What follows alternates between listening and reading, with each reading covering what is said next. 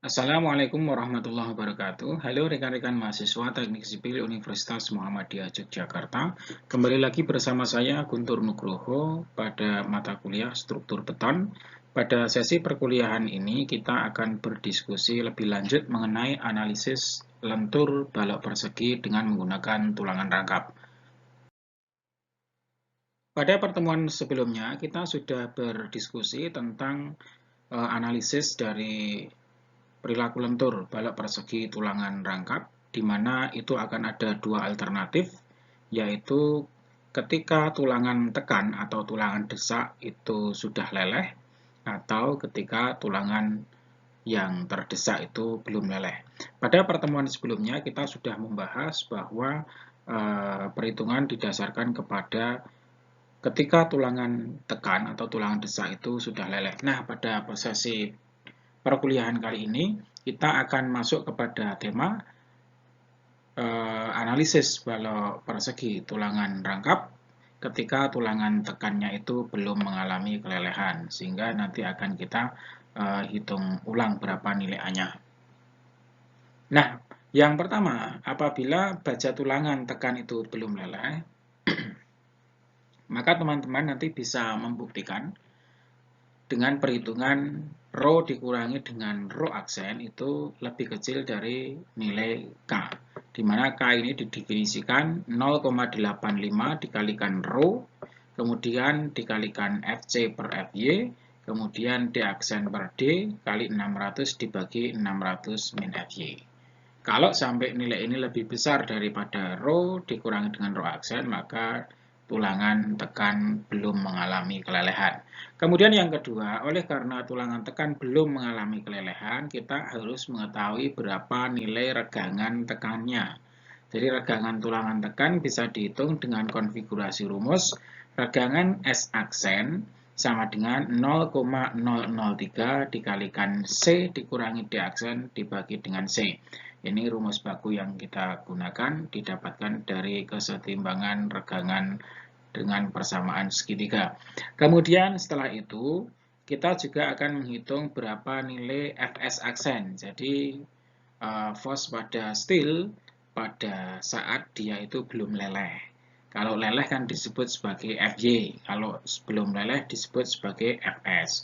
Oleh karena kondisinya adalah tertekan, maka disebut sebagai Fs aksen. Yang besarnya adalah Es dikalikan dengan regangan S aksen.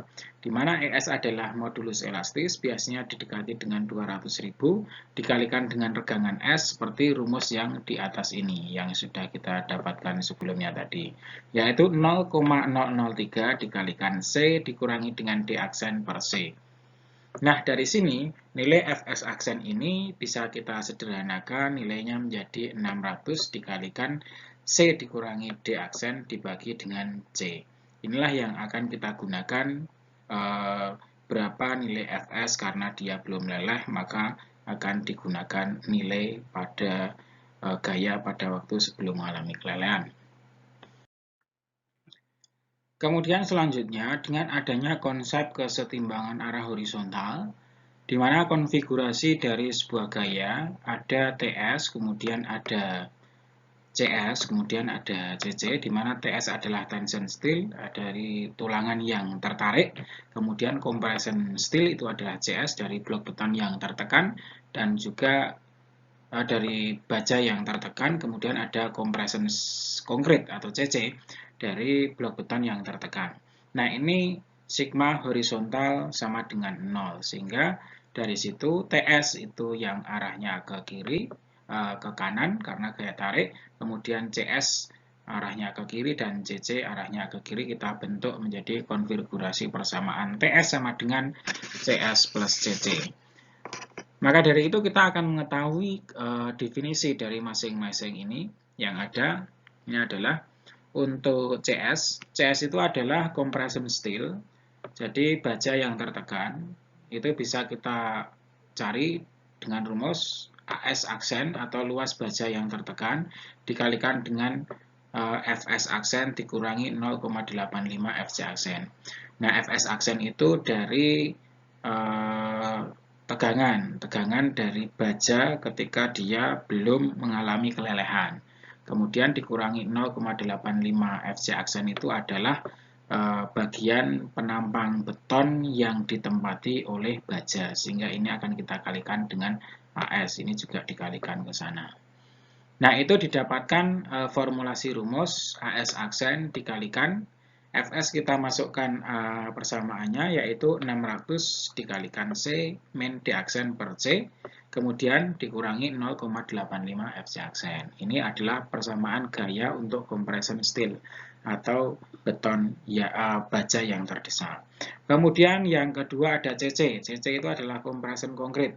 Compression konkrit itu besarnya adalah 0,85 Fc aksen dikalikan beta 1 dikalikan C dikalikan dengan B. Jadi 0,85 itu adalah safety factor yang seharusnya adalah FC, tapi diturunkan menjadi 0,85 karena pengaruh bentuk yang tadinya itu berbentuk parabolik kemudian disimplifikasi menjadi bentuk persegi pada blok beton tertekan, sehingga muncul angka 0,85. Selanjutnya ada beta 1. Beta 1 itu faktor yang mempengaruhi kedalaman dari blok beton tertekan. Beta 1 dikalikan C, kemudian dikalikan B adalah lebarnya.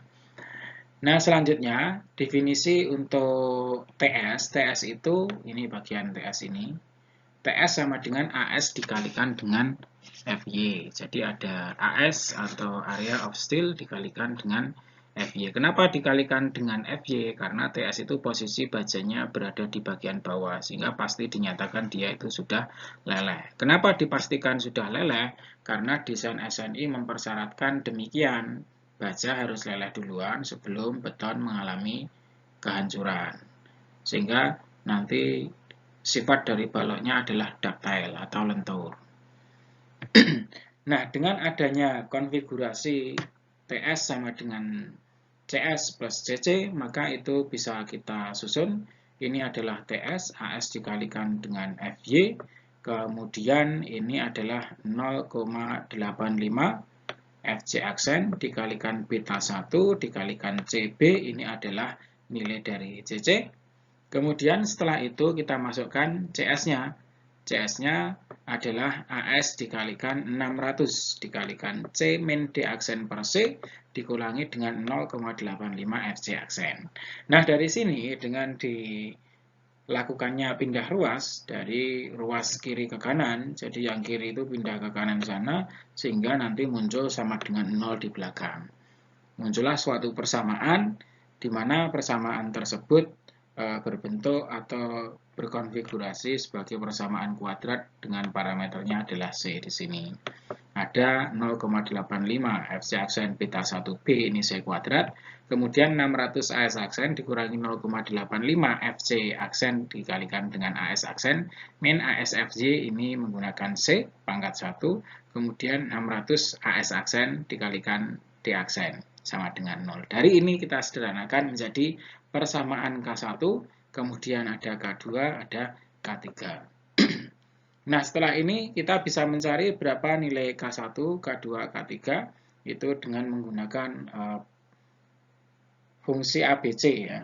Menggunakan fungsi ABC di mana nanti bisa didapatkan nilai K1 dan K2-nya, nilai C, nilai C-nya itu berapa. Jadi setelah itu kita nanti akan menggunakan itu untuk mendapatkan nilai A ini. Nah, dari persamaan yang ini, tujuannya adalah untuk mencari nilai A ini. Sehingga dari situ Mn-nya bisa kita ketahui, P dikalikan Mn sama dengan P dikalikan dengan momen itu kan jarak gaya dikalikan dengan lengan. Maka CC dikalikan D min A per 2 itu adalah jaraknya, CC adalah gayanya, sehingga ini momen. Kemudian CS adalah gaya, jaraknya adalah D min D aksen, sehingga ini adalah momen. Setelah itu, maka perlu dilakukan cek dari sebuah penampang. Jadi AS-nya itu dihitung, ini ada AS, kemudian definisinya adalah rho maksimum dikalikan dengan BD, plus AS aksen dikalikan dengan F aksen S, Fs aksen dibagi dengan Fy. Nah, ini BD-nya bisa kita keluarkan, sehingga rho maksimum plus rho dikalikan rho aksen, Fs aksen dibagi dengan Fy. Nah, dari sini teman-teman bisa melakukan cek bahwa rho itu harus lebih kecil sama dengan rho maksimum plus Fs aksen per Fy. Sehingga dengan adanya persamaan ini bisa kita bentuk persamaan akhir yang akan kita jadikan acuan dalam kita melakukan analisis bahwa rho dikurangi rho aksen dikalikan dengan Fs aksen per Fy itu harus lebih kecil dari rho maksimum. Nah, syarat ini digunakan agar struktur nanti bisa berperilaku lentur. Artinya kalau terjadi gagal pada balok, maka yang leleh adalah bajanya duluan sebelum beton mengalami pecah atau FC.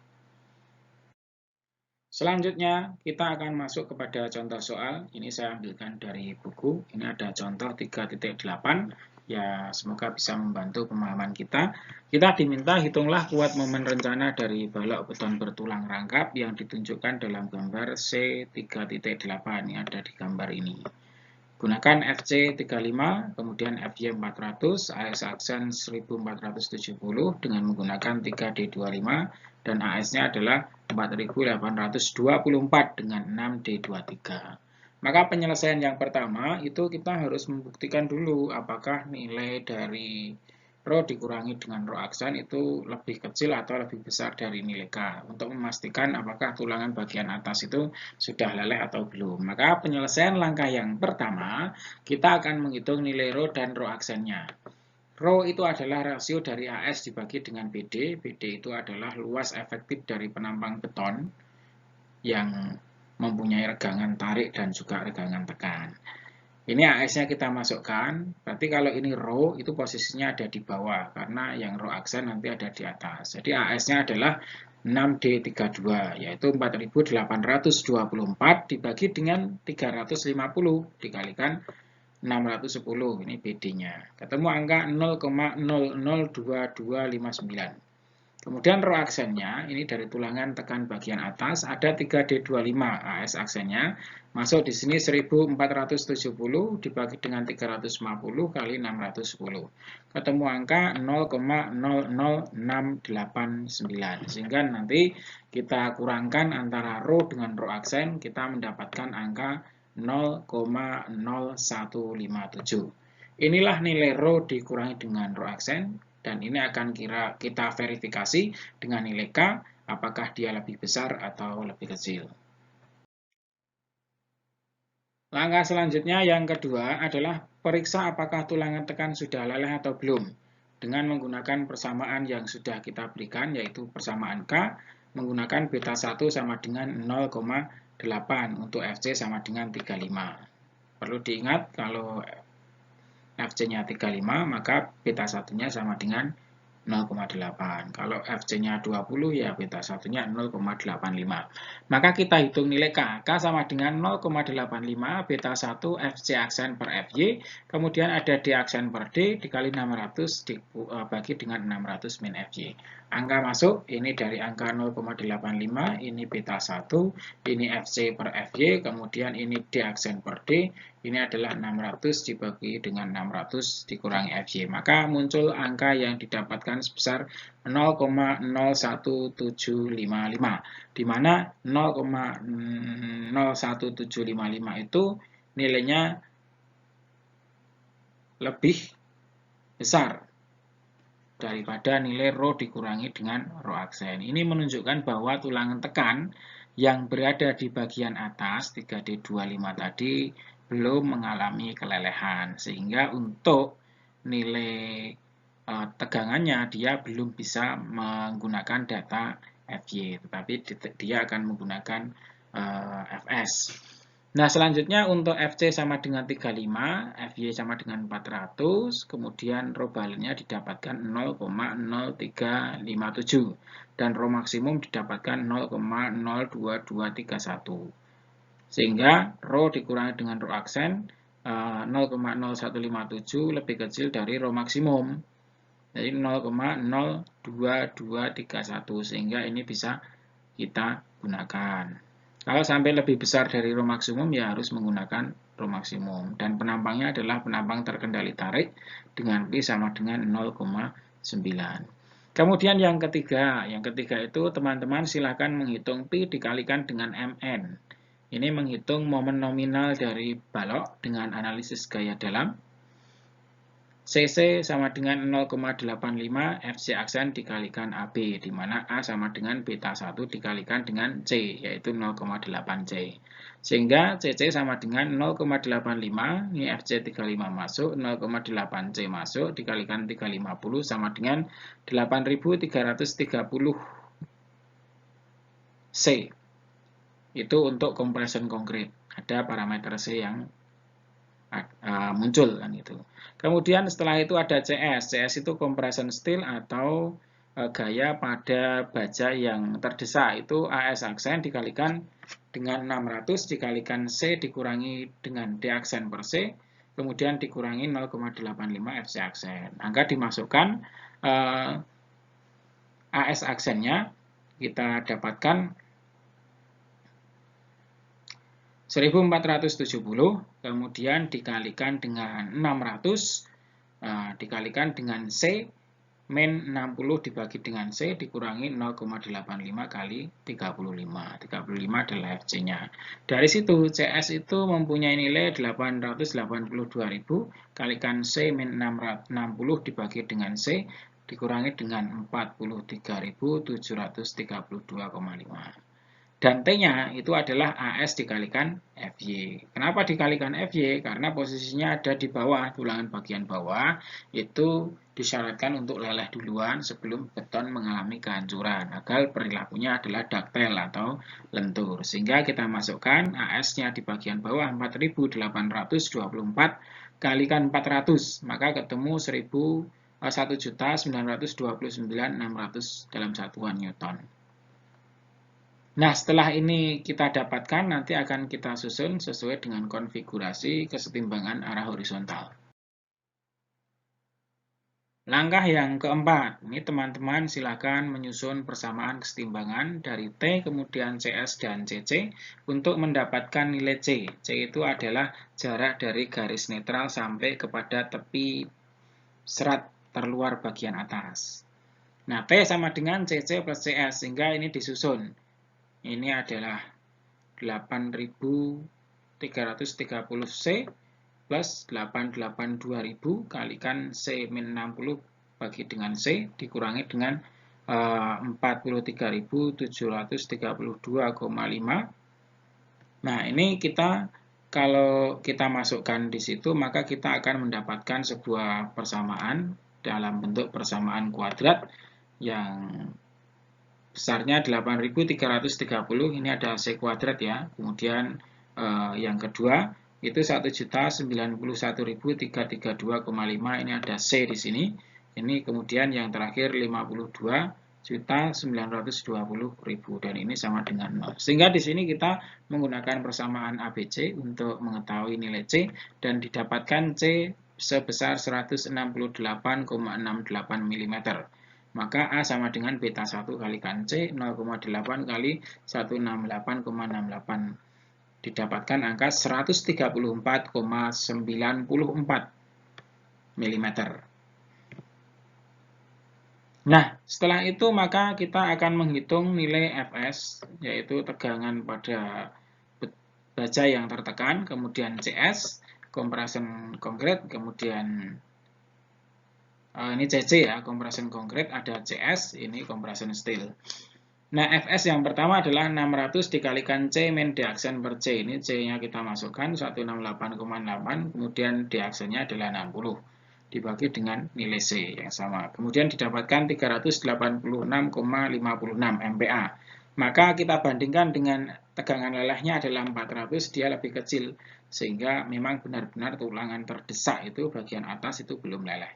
Kemudian untuk CC itu 8.330C, C-nya kita masukkan 168,8, sehingga angka didapat 1.405.104,4 Newton.